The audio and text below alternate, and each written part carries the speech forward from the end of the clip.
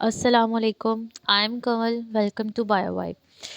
आज की वीडियो में हम डिस्कस करेंगे क्लास 9 के चैप्टर नंबर 6 को, जिसका टॉपिक है बायोमॉलिक्यूल्स। सबसे पहले हम देख लेते हैं कि बायोमॉलिक्यूल की डेफिनेशन क्या है। The molecules produced by living organisms are called biomolecules.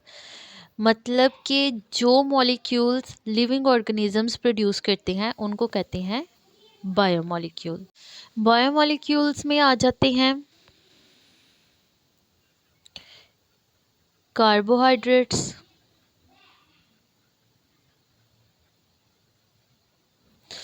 Second है प्रोटीन्स, थर्ड है लिपिड्स, फोर्थ है न्यूक्लिक एसिड्स। अब ये जो सारे हैं ये मिल के बॉडी का बनाते हैं 93% ऑफ ड्राई मैस। बाकी का जो 7% है उसमें आ जाते हैं salts, base, carbon dioxide, vitamins. ये मिलके बनाते हैं बाकी का बॉडी का 7% ड्राई मैस। अब हम बारी बारी सारे बायोमॉलिक्यूल्स को देखेंगे कि इन सब की क्या टाइप्स हैं, इनका क्या मतलब है। इन सब को अब हम बारी बारी डिस्कस करेंगे। सबसे पहले हम डिस्कस करेंगे कार्बोहाइड्रेट्स को। पहले है कार्बोहाइड्रेट्स। कार्बोहाइड्रेट्स जो है इसका मतलब होता है, कार्बोहाइड्रेट्स का मतलब है हाइड्रेटेड कार्बन्स। ये ऑर्गेनिक कंपाउंड्स हैं।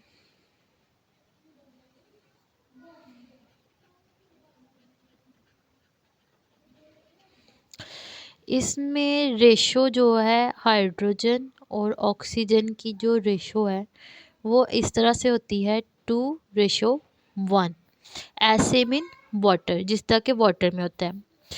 और दूसरा इसका जो जनरल फार्मूला है, जनरल फार्मूला है कार्बोहाइड्रेट का CnH2ON, where N is the number of carbon atoms, कि जितने कार्बन के एटम्स होंगे। दूसरा ये कि commonly known as saccharides. Saccharides का मतलब है शुगर। इसकी बेसिक 3 टाइप्स हैं या 3 क्लासेस कह सकते हैं। उसमें है सबसे पहले monosaccharide,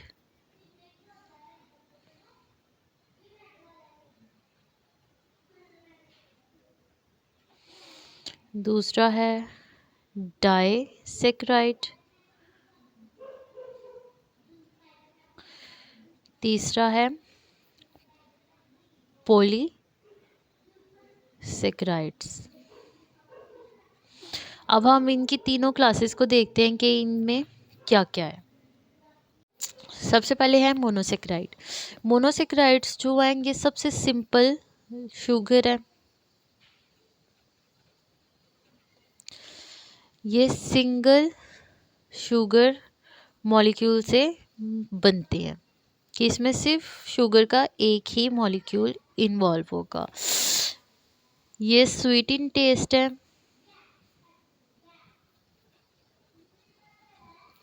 easily soluble in water है,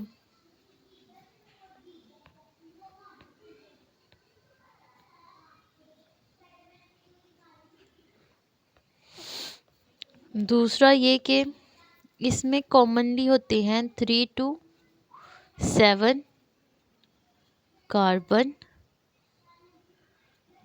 एटम्स। इसमें आ जाते हैं पेंटोसिस एंड हेक्सोसिस आर कॉमन।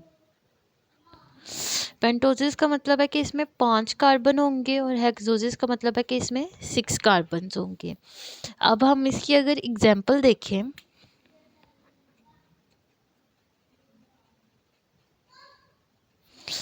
पेंटोसिस में आ जाती हैं राइबोस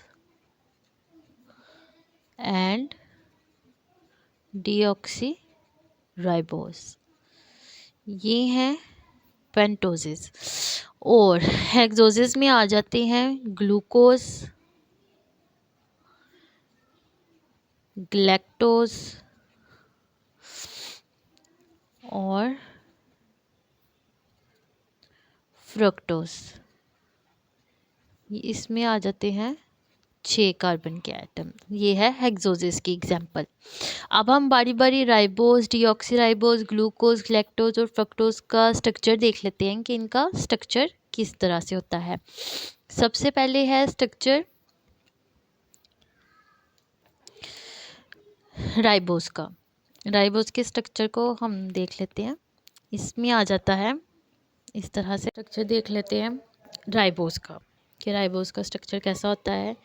यहाँ पे होगा एक ऑक्सीजन, एक कार्बन, यहाँ पे एक कार्बन, ऐसे एक कार्बन ये और एक कार्बन यहाँ पे और ऐसे, और एक कार्बन होगा यहाँ पे अटैच। टोटल कितने कार्बन हो गए? 1 2 3 4 5। यहाँ पे आएगा CH2OH और एक यहाँ पे होगा हाइड्रोजन का ग्रुप। यहाँ पे हाइड्रोजन होगी, यहाँ पे हाइड्रोक्सिल होगी, यहाँ पे हाइड्रोजन होगी और यहाँ पे हाइड्रोक्सिल होगी।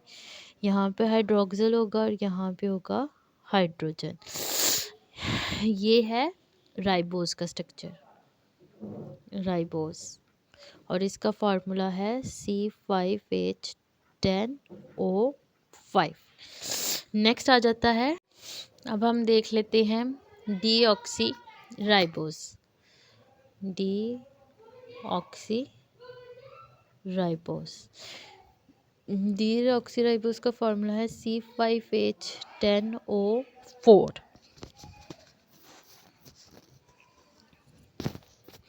हम इसका स्ट्रक्चर इस तरह से होगा कि यहाँ पे होगा एक ऑक्सीजन का मॉलिक्यूल, यहाँ पे एक कार्बन यहाँ पे, एक कार्बन इधर, एक कार्बन इधर और एक कार्बन यहाँ पे। यहाँ पे आएगा CH2OH और एक हाइड्रोजन। यहाँ पे हाइड्रोजन, यहाँ पे OH, यहाँ पे हाइड्रोजन, यहाँ पे हाइड्रोजन, यहाँ पे OH और यहाँ पे हाइड्रोजन। ये है डीऑक्सी राइबोस का स्ट्रक्चर। कि थोड़ा सा मुश्किल होगा कि पहली दफ़ा में करने के लिए, लेकिन जब आप इसको प्रैक्टिस करेंगे 3-4 दफ़ा अपने हाथों से ये स्ट्रक्चर ड्रॉ करेंगे तो ये इजीली आपको याद हो जाएगा कि कहाँ पर हाइड्रोजन हमने लगाना है, कहाँ पे हाइड्रोक्सिल ग्रुप लगाना है। इन चीज़ों को याद रखना है। इस तरह से नहीं कर सकते कि हाइड्रोजन को ऊपर लगा दिया, इस ग्रुप को नीचे लगा दिया। इसके स्ट्रक्चर जो है इसको इसी तरह से ड्रॉ करना है। और ये पेपर के पॉइंट ऑफ व्यू से बहुत इंपॉर्टेंट है कि पेपर में ये स्ट्रक्चर ड्रॉ करने के लिए शॉर्ट क्वेश्चंस में दिया जा सकता है, तो इसलिए इसकी प्रैक्टिस करना बहुत ज़रूरी है। नेक्स्ट स्ट्रक्चर है ग्लूकोज का। इसका फॉर्मूला है C6H12O6। इसका स्ट्रक्चर इस तरह से होगा, ऑक्सीजन यहाँ पे होगा, यहाँ पे होगा एक कार्बन इधर, एक कार्बन यहाँ पे, एक कार्बन इधर, एक कार्बन इधर, ऐसे, और एक कार्बन यहाँ पे होगा। यहाँ पे होगा CH2OH और यहाँ पे होगा हाइड्रोजन।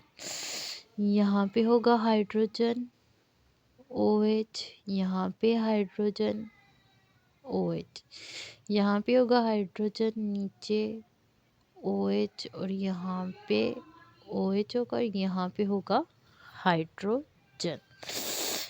ये स्ट्रक्चर है ग्लूकोज का।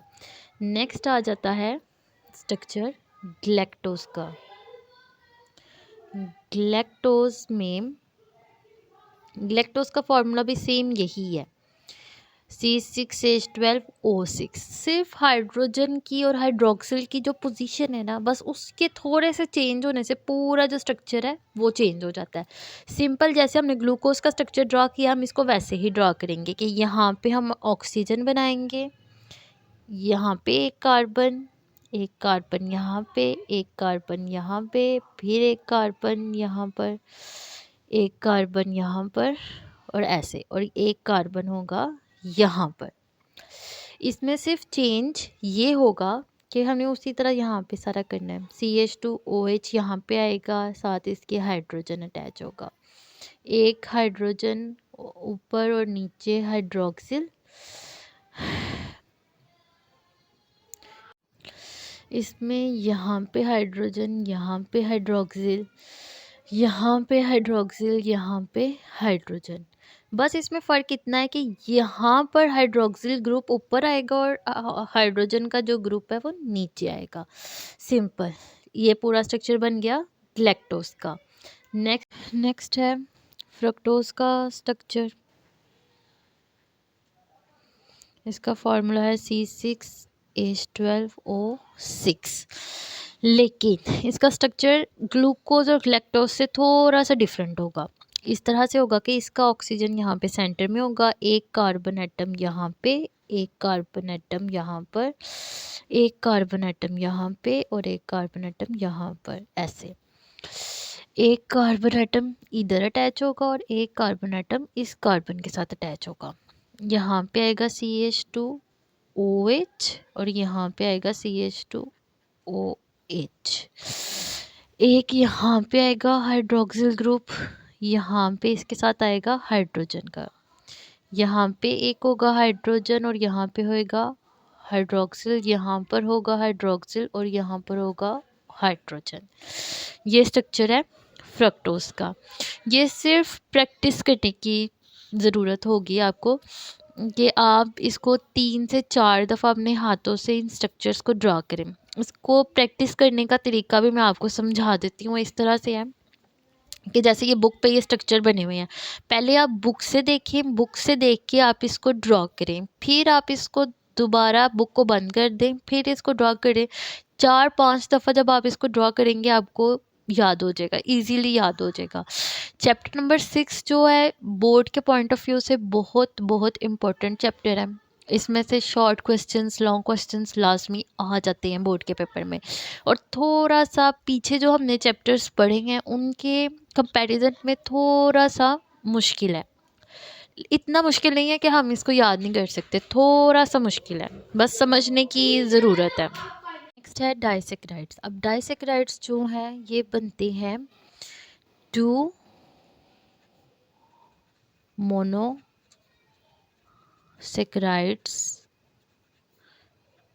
units form 1 molecule of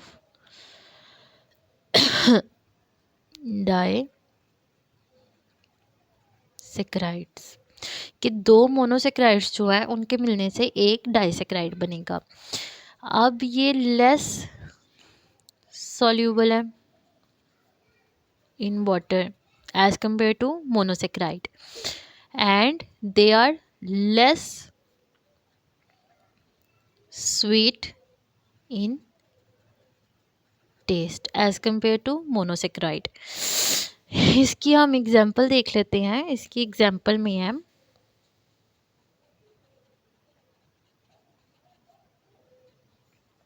sucrose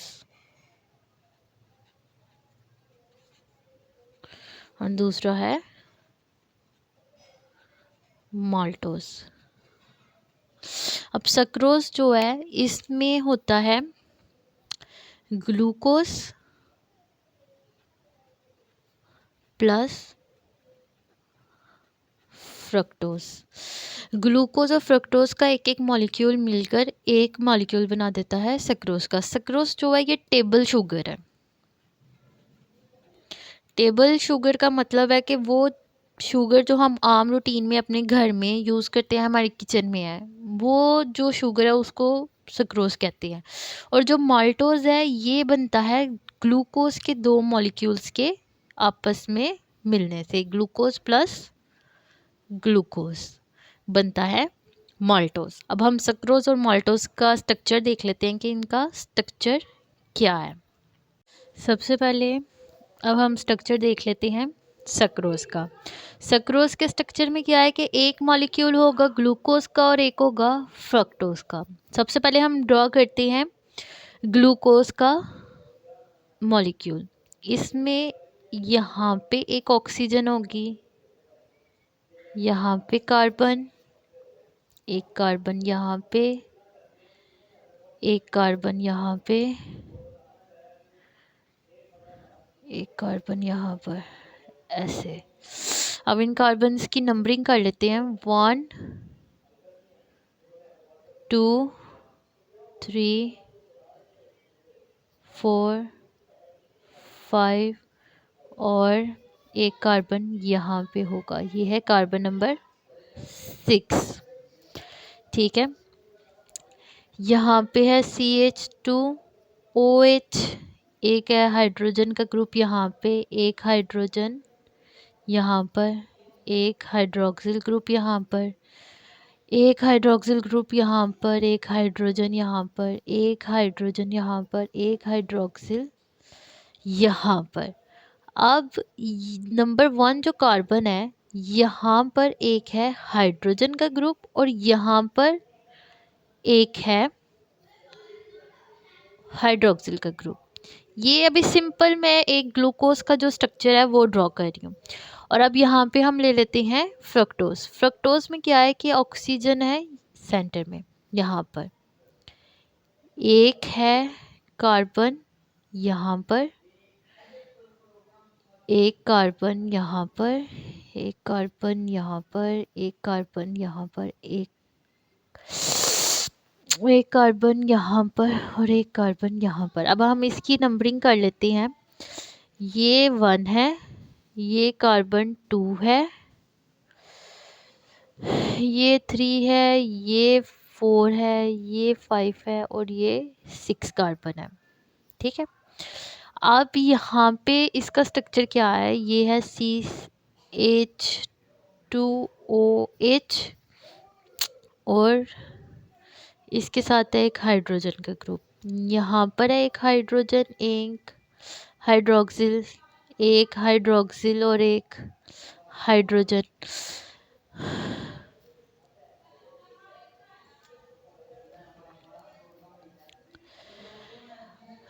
और यहाँ पर इसके साथ है CH2OH।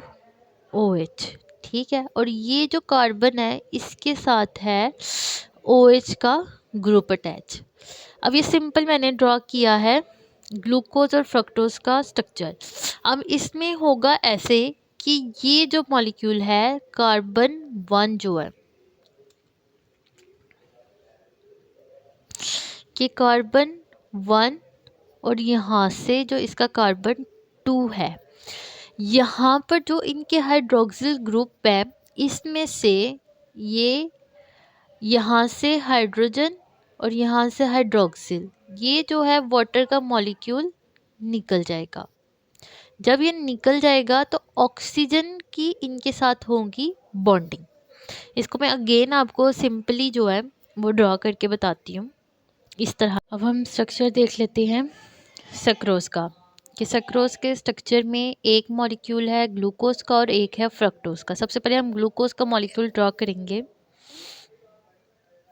यहाँ पे है ऑक्सीजन, एक कार्बन यहाँ पर, एक कार्बन यहाँ पे, एक कार्बन यहाँ पर, एक कार्बन यहाँ पे, ऐसे, और एक कार्बन यहाँ पे अटैच हो गया। अगर हम अब इनकी नंबरिंग करें तो कैसे होगा, 1 2 3 4 5 6। अब यहाँ पे होगा CH2OH, एक हाइड्रोजन का ग्रुप, यहाँ पे हाइड्रोजन, यहाँ पर HO, यहाँ पे हाइड्रोक्सिल, यहाँ पे हाइड्रोजन, यहाँ पे हाइड्रोजन, यहाँ पे हाइड्रोक्सिल, यहाँ पे एक होगा हाइड्रोजन। यहाँ पे एक ग्रुप नीचे अटैच होता है हाइड्रोक्सिल का, वो अभी मैं ड्रॉ नहीं कर रही हूँ, समझाने के लिए अभी आप लोगों को। यहाँ पे जो हाइड्रोक्सिल होगा ना, उसका हाइड्रोजन जो है वो निकल जाएगा और सिर्फ पीछे बचेगा O, ऑक्सीजन। अब जो ये ऑक्सीजन है ये बॉन्ड बनाएगा फ्रक्टोज के कार्बन के साथ। अब फ्रक्टोज का स्ट्रक्चर हम देखें तो वो ऐसे होगा कि यहाँ पे ऑक्सीजन होगा और यहाँ पे कार्बन, एक कार्बन यहाँ पे, एक कार्बन यहाँ पे, एक कार्बन यहाँ पे, एक कार्बन यहाँ पर, एक कार्बन यहाँ पे अटैच होगा और एक कार्बन यहाँ पे अटैच होगा। अब हम इसकी अगर नंबरिंग कर लें तो इनकी नंबरिंग ऐसे होगी कि कार्बन 1 है, ये कार्बन 2, ये कार्बन 3, ये कार्बन 4, ये 5 और ये 6 होगा। CH2OH यहाँ पर होगा, यहाँ पे इसके साथ होगा हाइड्रोजन, यहाँ पे एक हाइड्रोजन होगा, एक हाइड्रोक्सिल ग्रुप होगा, एक हाइड्रोक्सिल ग्रुप होगा, एक हाइड्रोजन होगा, ये होगा CH2OH। अब जो यहाँ का हाइड्रोक्सिल ग्रुप है वो निकल जाएगा तो ये कार्बन जो है इसके साथ बॉन्ड बना लेगा। ये स्ट्रक्चर बना है सक्रोज का।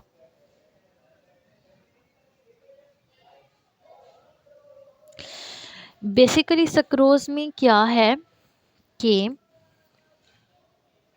बॉन्ड जो है वो बनता है, इसमें बॉन्ड बनेगा 1 से 2 कार्बन में। 1 2 कार्बन का मतलब ये है कि जो ग्लूकोज का कार्बन 1 है उसका बॉन्ड बनेगा फ्रक्टोज के कार्बन 2 के साथ। वाटर मॉलिक्यूल निकल जाएगा, पीछे ऑक्सीजन बचेगा, ऑक्सीजन के साथ दोनों कार्बन की बॉन्डिंग हो जाएगी। तो ये पूरा जो एक मॉलिक्यूल बनेगा वो बनेगा सक्रोज का। और जो ये इनका बॉन्ड बनता है इसको कहते हैं ग्लाइकोसिडिक बॉन्ड। ये जो बॉन्ड है इसको कहेंगे ग्लाइकोसिडिक बॉन्ड। अब नेक्स्ट हम देख लेते हैं माल्टोज को, कि माल्टोज का स्ट्रक्चर कैसा होता है। माल्टोज के स्ट्रक्चर में दो ग्लूकोज के जो मॉलिक्यूल्स हैं वो मिलके एक माल्टोज बनाएंगे। अब हम ग्लूकोज का स्ट्रक्चर ड्रॉ कर लेते हैं। ग्लूकोज का स्ट्रक्चर ऐसे है कि एक ऑक्सीजन यहाँ पर एक कार्बन है, एक कार्बन यहाँ पर, एक कार्बन इधर, एक कार्बन इधर, एक कार्बन इधर, एक कार्बन यहाँ पे और एक कार्बन यहाँ पे अटैच होगा। अब इन कार्बन्स की नंबरिंग कर लेते हैं। 1 2 3 4 5 6।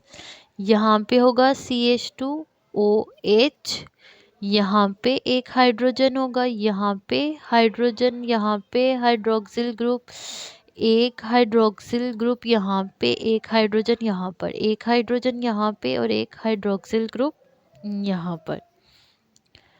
दूसरी तरफ कार्बन 1 के साथ हाइड्रोजन का ग्रुप होगा और जो हाइड्रोक्सिल ग्रुप यहाँ पे नीचे लगना है उसमें से हाइड्रोजन निकल जाएगी, सिर्फ जो है ऑक्सीजन बचेगा।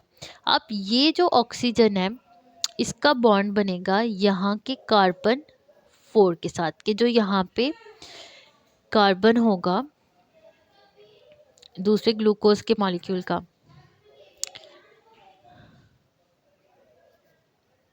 कार्बन यहाँ पे, कार्बन यहाँ पर। इसकी नंबरिंग यहाँ से स्टार्ट होगी 1 2 3 4 5 और ये 6।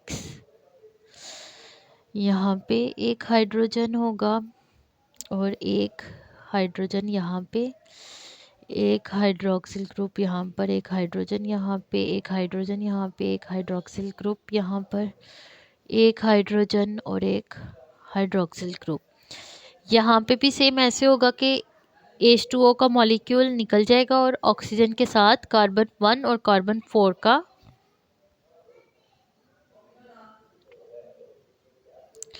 कार्बन 4 का बॉन्ड बनेगा, जिसको हम कहेंगे ग्लाइकोसिडिक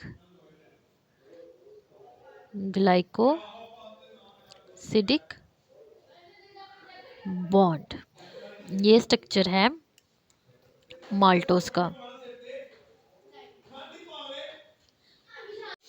इसमें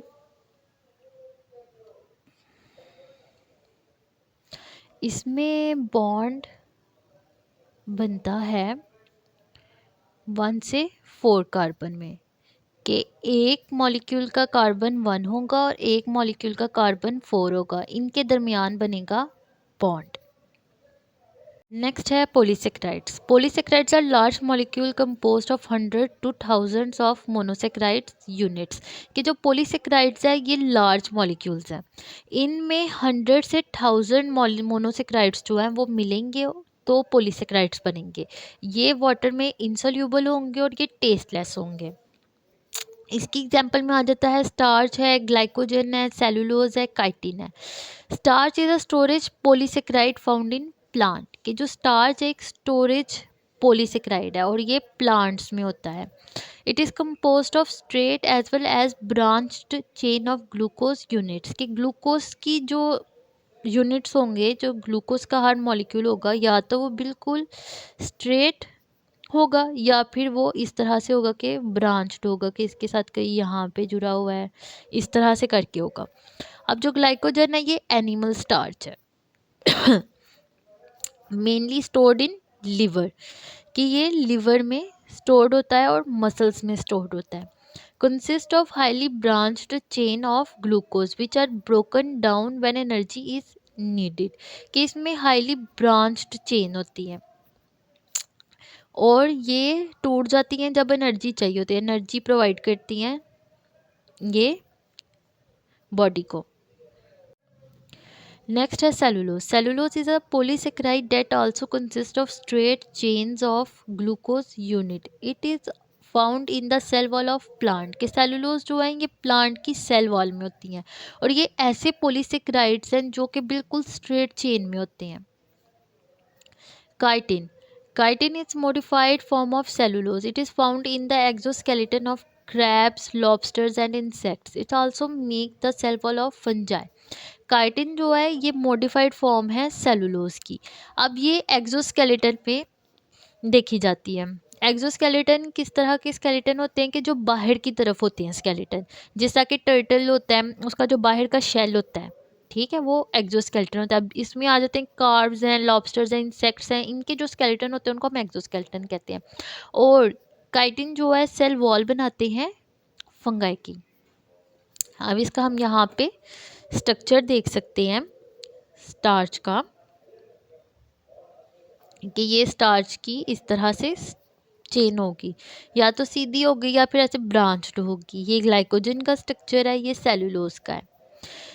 नेक्स्ट है sources and functions of carbohydrates. कि इनकी सोर्सेज क्या है, कि हमें कहाँ से ये मिल सकती है और इनका फंक्शन क्या है। सबसे पहले है sources. Monosaccharides glucose, fructose and galactose are found in fruits, vegetables, honey and cereal. जो ग्लूकोज, फ्रक्टोज और ग्लैक्टोज हैं ये फ्रूट्स में होंगे, वेजिटेबल्स में होंगे, हनी, सीरियल्स, इन सब चीज़ों में मोनोसेक्राइड्स होंगे। नेक्स्ट है disaccharides. Disaccharides sucrose is found in sugar beet, sugar cane and fruits. जो सक्रोज है वो शुगर बीट में है, शुगर केन में है, फ्रूट्स में है। Lactose is found in milk. Lactose हमें मिल्क में मिल जाता है, डेयरी प्रोडक्ट्स में मिल जाता है। Maltose is found in serial. जो माल्टोज है वो सीरियल्स में होगा। नेक्स्ट है polysaccharide. Starch is found in cereal crops, wheat, barley, मेज, राइस। अब जो स्टार्च है वो हमें व्हीट में, बार्ले में, मेज, राइस, इन सब चीज़ों में हमें मिलता है। नेक्स्ट है functions. Carbohydrates are primary source of energy. Glucose is used by cells to produce energy through cellular respiration. कि कार्बोहाइड्रेट्स जो है प्राइमरी सोर्स है एनर्जी का, कि जो ग्लूकोज होते हैं वो सेलुलर रेस्पिरेशन में इनकी ब्रेक डाउन होती है बाय यूजिंग ऑक्सीजन, जिससे एनर्जी रिलीज होती है और बॉडी को एनर्जी मिलती है. नेक्स्ट है dietary fibre contains indigestible carbohydrate, for example cellulose.